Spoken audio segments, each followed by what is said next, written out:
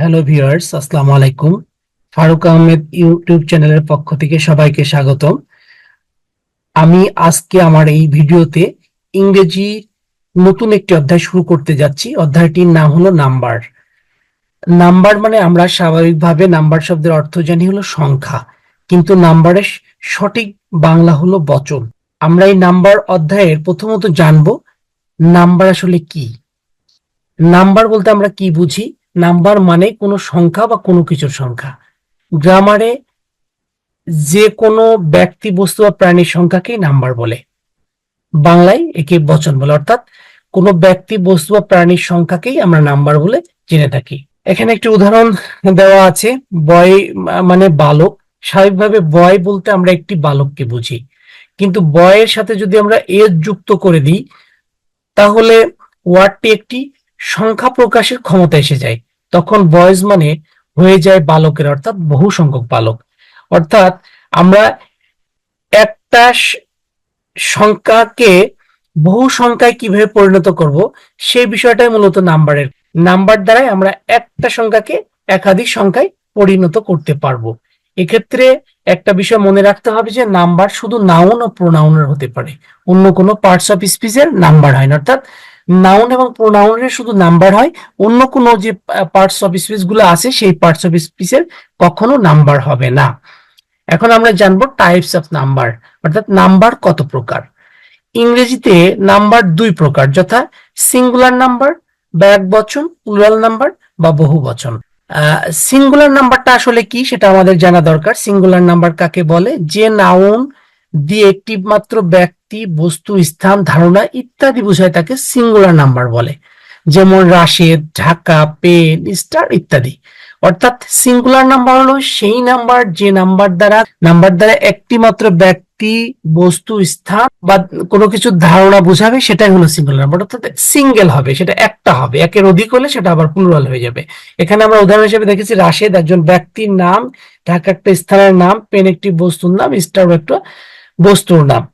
সুতরাং এখানে যে কটা উদাহরণ দেওয়া হয়েছে প্রত্যেকটি শুধুমাত্র এক ইন্ডিভিজুয়াল, অর্থাৎ একটাকেই বোঝায়। প্লুরাল নাম্বার, বহু বচন, অর্থাৎ প্লুরাল নাম্বার বা বহু বচন কাকে বলে সেটা আমাদের জানা খুবই জরুরি। যে নাউন দিয়ে একাধিক ব্যক্তি, বস্তু, স্থান, ধারণা ইত্যাদি বোঝায় তাকে প্লুরাল নাম্বার বলে। যেমন বয়স, পেন্স, স্টার্স, কন্ডিশনস। এখানে বয়স মানে অনেকগুলো বালক, পেন্স মানে অনেকগুলো কলম, স্টার্স মানে অনেকগুলো তারা, কন্ডিশনস মানে অনেকগুলো শর্ত। এখানে একটা, সবকিছু একটা বুঝাইছিল, এই জন্য সিঙ্গুলার নাম্বার। আর যেখানে একের অধিক বুঝাবে সেটা হবে প্লুরাল নাম্বার। তাহলে আমরা সিঙ্গুলার এবং প্লুরাল নাম্বার সম্পর্কে জেনে গেলাম যে কোনো কিছু যদি একটা নাম্বার বুঝায়, একটা সংখ্যা বুঝায়, তাহলে সেটা হবে সিঙ্গুলার নাম্বার। আর কোনো কিছুতে যদি একের অধিক সংখ্যা বুঝায় তাহলে সেটা হবে প্লুরাল নাম্বার। এখন আমরা কয়েকটা রুলস দেখব কিভাবে সিঙ্গুলার নাম্বারকে সহজে প্লুরাল নাম্বার করে ফেলা যায়। তাহলে রুল একে আমরা দেখছি সিঙ্গুলার নাউন্স প্লাস এস সমান প্লুরাল নাম্বার। অর্থাৎ সিঙ্গুলার নাম্বারের সাথে যদি আমরা এস যোগ করে দিই তাহলে প্লুরাল নাম্বার হয়ে যাবে। কিভাবে হয়ে যাবে সেটা আমরা উদাহরণ হিসেবে দেখাচ্ছি। সিঙ্গুলার নাউন আর প্লুরাল নাউন, দেখেন এখানে আছে অ্যান্ড।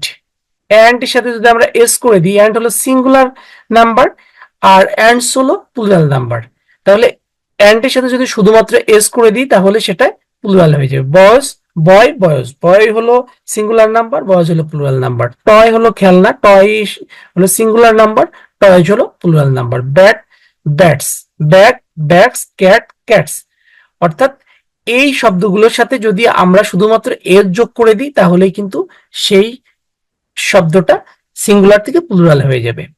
সব শব্দই যে এস যোগ করলে প্লুরাল হয়ে যাবে এমন নয়। এই শব্দগুলোর সাথে যোগ করলে এই শব্দগুলো প্লুরাল হয়ে যাবে। নাম্বার টু তে আছে, রুল টু তে আছে, নাউন এর শেষে S, S double S, S H, C H.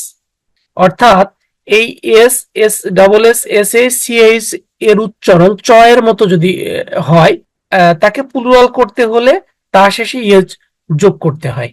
অর্থাৎ কোন শব্দের শেষে যদি এস অথবা ডাবল এস অথবা এস এইচ অথবা সি এইচ হয় এবং সেই উচ্চারণটা যদি চ এর মতো হয় তাহলে তার প্লুরাল করতে হলে ইএস যোগ করে দিলে সেটা প্লুরাল হয়ে যায়। যেমন আমরা উদাহরণ দেখি এস, এ ডাবল এস আছে, আমরা এই স্ট্রাকচারে দেখেছিলাম ডবল এস যদি কোনো শব্দের শেষে থাকে তার সাথে ইএস যোগ করে দিলে সেটা প্লুরাল হয়ে যাবে। বাস, এখানে এস আছে, শুধু শুধু এস থাকলেও তার সাথে যদি ইএস যোগ করে দেওয়া যায় তাহলে সেটা প্লুরাল হয়ে যাবে। লসের শেষ দুইটা শব্দ হলো ডাবল এস, সুতরাং এর সাথে ইএস যোগ করে দিলে প্লুরাল হয়ে যাবে। বুশের শেষ দুটো শব্দ এসএইচ, আমরা দেখেছি এসএইচ যদি থাকে তাহলে তার শেষে ইএস যোগ করে দিলে সেটা প্লুরাল হয়ে যাবে। তাহলে বুশেস। বেঞ্চ হলো সিএইচ আছে শেষে, লাস্ট দুটো শব্দ সিএইচ, তাহলে আমরা স্ট্রাকচারে দেখেছি লাস্ট দুইটা শব্দের কোন শব্দের যদি লাস্টের দুইটা ওয়ার্ড সিএইচ থাকে তাহলে তার শেষে ইএস যোগ করে দিলে সেটাও প্লুরাল হয়ে যাবে। বক্সেস, এরপর আমরা দেখেছি এক্স এবং জেড থাকলে, কোনো শব্দের শেষে যদি এক্স এবং জেড থাকে তাহলে তার শেষেও ইএস যোগ করে দিলে সেটা প্লুরাল হয়ে যাবে। তো উদাহরণস্বরূপ দেখেন বক্সের শেষে এক্স আছে, এর সাথে ইএস যোগ করে দিলে সেটা প্লুরাল হয়ে যাবে। ফক্সের শেষে এস আছে, তার এক্স আছে, তার শেষে ইএস যোগ করে দিলে সেটাও প্লুরাল হয়ে যাবে। ফিজের শেষে কিন্তু এস জেড আছে, সুতরাং এর শেষে ইএস যোগ করে দিলে সেটা প্লুরাল হয়ে যাবে। তো বন্ধুরা, আজকের ভিডিওটি আর দীর্ঘ করতে চাচ্ছি না। আমি এই নাম্বারের সিঙ্গুলার প্লুরাল হওয়ার যে নিয়মগুলো আছে প্রত্যেকটা নিয়ম এইভাবে ধরে ধরে কন্টিনিউয়াসলি আমি ভিডিও আপলোড করব।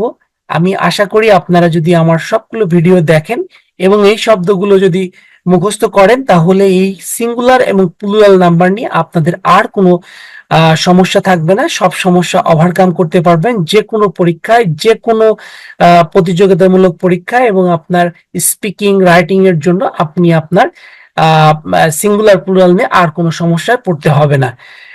তো বন্ধুরা, আজকের ভিডিওটি এ পর্যন্ত। সবাই ভালো থাকবেন, সবার জন্য শুভকামনা। দেখা হবে নতুন কোনো ভিডিওতে, সে পর্যন্ত সবাই ভালো থাকবেন। আসসালামু আলাইকুম।